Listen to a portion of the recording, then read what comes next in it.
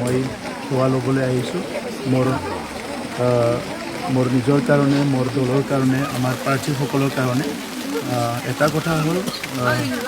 vote যিটো দান হৈ আছে এইটো শেষলৈকে যাতে শান্তিপূৰ্ণ হয় সকলো শান্তিপূৰ্ণভাৱে ভোট দিব পাৰে কোনো ধৰণৰ অশান্তিৰ পৰিৱেশ নহয় ছেকেণ্ড আমি সকলো মিলি পৰিশ্ৰম কৰিছোঁ এইবাৰ বড়োলেণ্ডবাসী ৰাইজে সকলো আমাৰ লগত বহুতখিনি পৰিশ্ৰম কৰিছে কষ্ট কৰিছে আমাৰ দলৰ নেতা কৰ্মীবিলাক চবে বহুত কষ্ট কৰিছে আমাৰ শুভাকাংক্ষীবিলাকো বহুত কষ্ট কৰিছে তো কষ্টৰ ফল মিঠা হয় মই আশাবাদ প্ৰত্যেকবাৰে বাথৌৰ ওচৰত প্ৰাৰ্থনা কৰাৰ লগতে ধন্যবাদো জনাইছোঁ যে এটা ক্ষুদ্ৰ দল আমি এতিয়া ৰুলিঙো নহয় অপজিশ্যন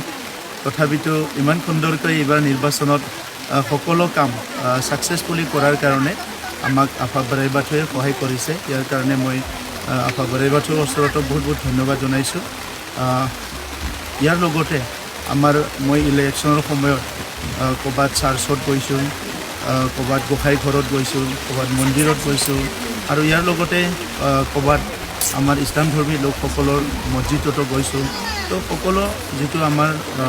ধৰ্ম বিশ্বাসী আমাৰ বড়োলেণ্ডত আছে মই প্ৰাৰ্থনা কৰিছোঁ সকলো যাতে শান্তিভাৱে ভালে থাকিব পাৰে ইয়াৰ কাৰণে প্ৰাৰ্থনা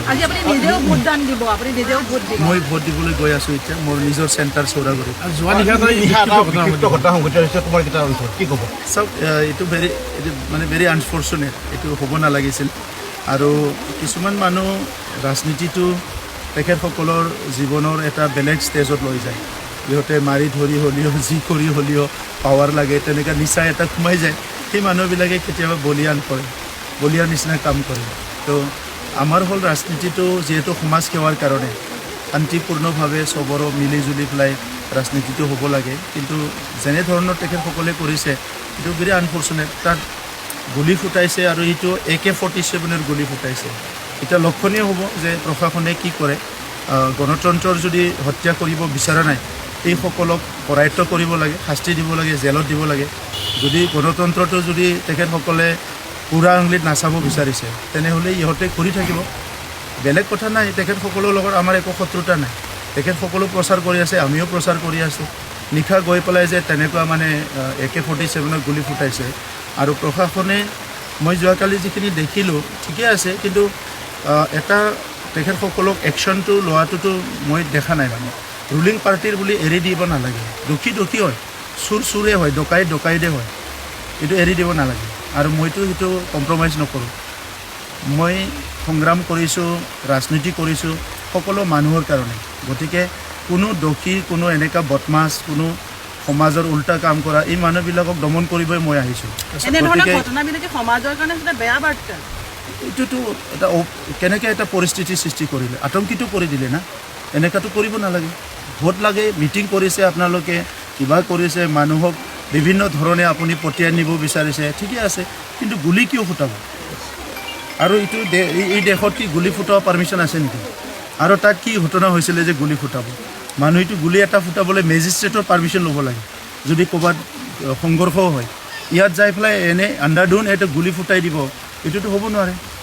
এজাহাৰ কিবা দাখিল কৰিছোঁ আমি লগে লগে ইলেকশ্যন কমিশ্যন দিছোঁ আৰু আজিও দিম শাস্তিটো হ'ব লাগিব এইটো ইলেকশ্যনৰ লগত কথা নাই বিগত 5 বছৰ তেনেকুৱা ঘটনাটো পক্ষে হোৱা দেখিলোঁ কোনো ঘটনা হোৱা নাই আমাৰতো আমি ৰুলিঙত আছিলোঁ তেতিয়া মানুহে ফিলে কৰা নাছিলে যে ইয়াত যে কোনোবা পাৱাৰফুল কিবা আছে সেইটো আছে পাৱাৰ খটাইছে আমিতো সদায় শান্তিপূৰ্ণ হোৱাটো বিচাৰিছোঁ আতংকিত হৈছে ভয়ৰ ওপৰত কি আছে আৰু বহুত শংকিত হৈছে আৰু এনেকুৱা ক্ষুদ্ৰ দল এটা ইমান ধুনীয়াকৈ নিৰ্বাচন প্ৰচাৰ কৰিছে সকলো জাতি ধৰ্ম ৰাইজ ওলাই আহিছে শংকিতটো হ'বই না ইহঁতেতো ভাবে আমি সদায় পাৱাৰফুল আৰু ৰুলিঙত থকাৰ লগে লগে বাকীবিলাকক ইহঁতে মানুহ নহয় বুলি ভাবে এতিয়া ইহঁতে দেখা পাব কমন মেনৰ পাৱাৰটো কি আছে এই নিৰ্বাচনত the power of common man